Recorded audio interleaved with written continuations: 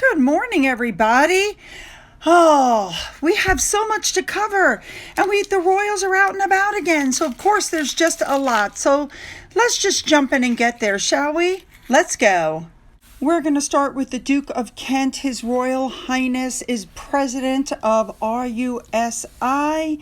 He went and did the official reopening of 61 Whitehall offices. Apparently there was a £12.2 million redevelopment. And so he unveiled the new central lobby, which commemorates the sacrifices of Commonwealth soldiers. So these facilities are now state-of-the-art, and they will expand the ability to give incisive and impactful research on critical global challenges, so it says. The building is right in the center of Whitehall with more direct engagement with policymakers, etc., etc. And of course, the Duke of Kent unveiled a plaque in Sir Niam Dangor Hall, which celebrates the official reopening of the historic home. And the Duke of Kent is looking mighty good for his age. Moving on. Next up, we have the TR14ers. They are a community dance group, and their royal patron, the Duchess of Gloucester, went to visit them. Very nice. And after that, the Duchess of Gloucester went to visit Furnace Biscuits, which is a biscuit manufacturer in Cornish for 125 years. This plant, I guess you would call it, is located in an area called Redruth in Cornwall. Moving on. And finally, still sticking with the Duchess of Gloucester, she celebrated 200 years of Passmore Edwards when she visited his building, which is now the Ladder in Redruth, and she saw the Writer's Block and the theater company. Very nice. All right, moving on.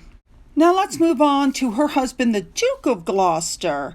He made his third visit to the almshouse this month, this time to the Uxbridge Welfare Trust, to help celebrate the opening of the Oselton Court, which is their latest 20-unit almshouse build for people in need of housing.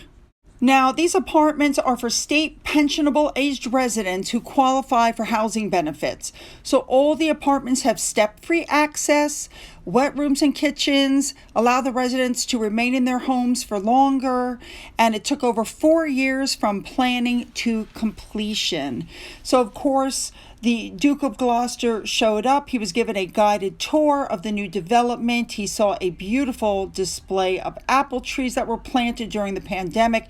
Each tree is dedicated to a resident, which I think is really sweet.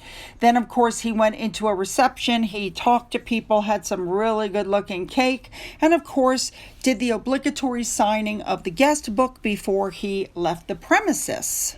Again, he and his wife have shown what duty is. You know what I'm saying? Moving on. Let's move on to Prince William now. We know that he founded the Earthshot Prize to help with sustainable projects, such as one called Notpla. I hope that I'm saying that right. It is a green packaging startup that was founded in 2014. Now, Aston Villa, since their season began, burgers and hot dogs and even chicken pies have been served in apparently cardboard containers that have a seaweed derivative coating, not a plastic film, which means that the food packaging, which has also been featured at fellow Premier League Tottenham, can be recycled. How wonderful is that? So the co-founder and chief executive of Notpla basically came forward and said that William connected that company with the people at the Villa Park, and that's how the co-op happened, which is pretty cool. Now we know the first Earthshot Prize was held in London, the next Earthshot Prize was held in the United States, and the next one is going to be held in Singapore, and it's going towards tackling illegal trade. Way to go. Moving on. Let's move on now to King Charles and Queen Camilla. Today they had a reception at Buckingham Palace, and this was to welcome the Kenyan, I hope I'm saying this right, diaspora in the UK. Basically what it comes down to is they're going to be going to Kenya soon. So They had this reception to celebrate the relationship basically between Kenya and the UK, because next week they'll be making their first trip. So they invited members to the palace, including Dr. Anna Makina, the article says, which is the program coordinator of the African Oxford Initiative at the Center for Tropical Medicine and Global Health. She is the one who invited the king and queen to Kenya for a state visit. That will be October 31st through November 3rd, and this will mark their first international royal visit to the Commonwealth since they had their coronation. Now, of course, a press statement was put out that reads, and I'm quoting, "This visit will celebrate the warm relationship between the two countries and the strong and dynamic partnership they continue to forge." Very nice. It's going to be for 3 days. There's going to be visits to the capital of Nairobi, the coastal city of Mombasa, and there may be more painful elements, they say, to this trip because they're going to learn more about the Mau Mau uprising between 1952 and 1960. And of course, we know that during that uprising, ethnic groups native to the country banded together and they overthrew the white British colonizers. And the British military responded very brutally. Yeah. The Kenyan Human Rights Committee estimated, according to the article, that over 90,000 Kenyan people were tortured, maimed, or executed during the counterinsurgency. Wow, that's, yeah. So this led for the Kenyans to push for the independence that they won in 1963. Good for them. Moving on. Whenever Harry and Meghan's relationship with the royal family seems pretty small, they always say that, they're making up with the Duke and Duchess of Edinburgh. Now she shares the same, parenting thing with Eugenie. She's making sure that her children have manners. Well, in order to, teach manners, you have to have manners. Moving on. All right, next up, John Kerry was at the coronation with Mrs. Biden, and apparently they were sitting with some of the king's friends, and somebody asked him, what do you think about Harry in America? What do you think about Harry and Meghan? And he said, we all feel very, very sorry for Harry. And then Joe Biden said, so I think we can just leave it at that. Moving on to our name and shame segment, a woman was caught ripping down posters. She was identified as Lauren Squadron. She is a babysitter for a boutique child care service for people in Manhattan and Brooklyn and Queens. And they got wind of what she did. And upon finding out what she did, she is no longer with that babysitting group, and they have scrubbed her profile right off the internet. Moving on. Next up in name and shame, shocking. A Brooklyn man was out with his wife ripping down posters. Come to find out his dad is Jewish. The wife is a social worker and the man works for his father's UX company, Human Factors International, and he put out an email to the whole company saying the son is now on leave. The company says he's regretful for his actions. I bet. All right, you guys, here's one of our big stories for today. We know that Harry and Meghan have already had the crap taken out of them by South Park, but this time they're getting the South Park treatment by Family Guy. So in the episode, the main character, Peter Griffin, compares himself to Harry and Meghan sitting in a bar, and he says, "Go it alone, just like Meghan Markle and Prince Harry." Then the scene cuts away to Harry and Meghan sitting by the pool, and this is what you hear. Or millions from Netflix for no one knows what. Put it with the rest of them.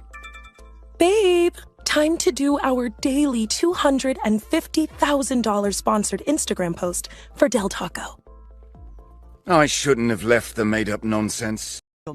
Basically, they're talking about the fact that they don't work, especially after Spotify called them, effing grifters, and, they have nothing else in the pipeline for Netflix, and, things just have not gone well for them. So this particular clip also points out the Netflix deal,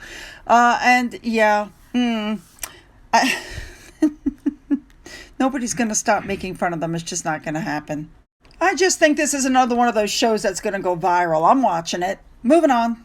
Now, talking about Spotify, you guys will be happy to know that for the first time in more than a year, they had a profit after they slashed its podcast budget by getting rid of Harry and Meghan.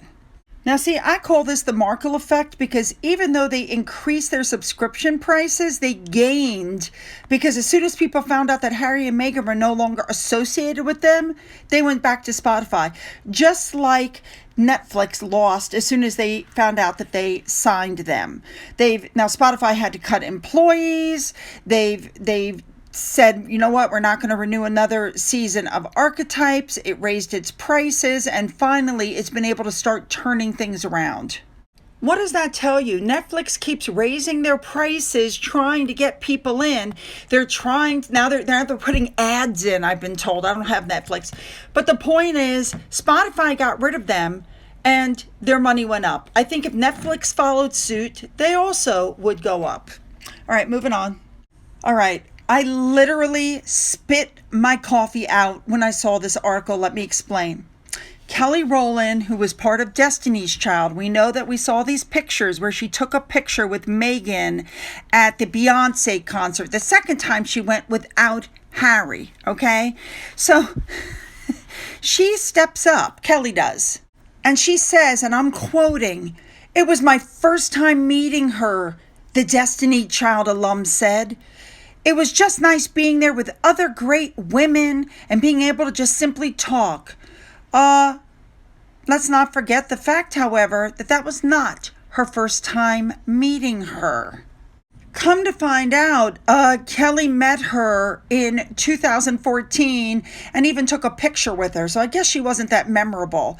But what she says in the article is she was royal before she was even in that family. I think that we are royalty before anything. And we have to hold ourselves in that regard as humans, as people. This is a PR fail. Moving on. Lastly, I just wanted to cover this whole thing about the leaking and the planning, because remember, that was one of Harry's big deals. He said that things were being leaked by the royal family. Well, come to find out, that Meghan Markle was actually proven to be a leaker herself. How do we know this? Well, Justice Warby said so. The judge. He came out and said he knew that Meghan's team was behind leaking because Finding Freedom author Obed Scobie tweeted about Meghan's filing 58 minutes after the fact. So the filing was done at 8:32 a.m. and at 9:30 Scobie posted his tweet. Therefore, his information had to have come from Meghan.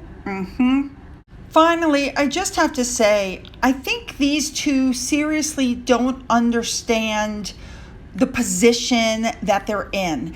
I think they are so surrounded by yes men all the time.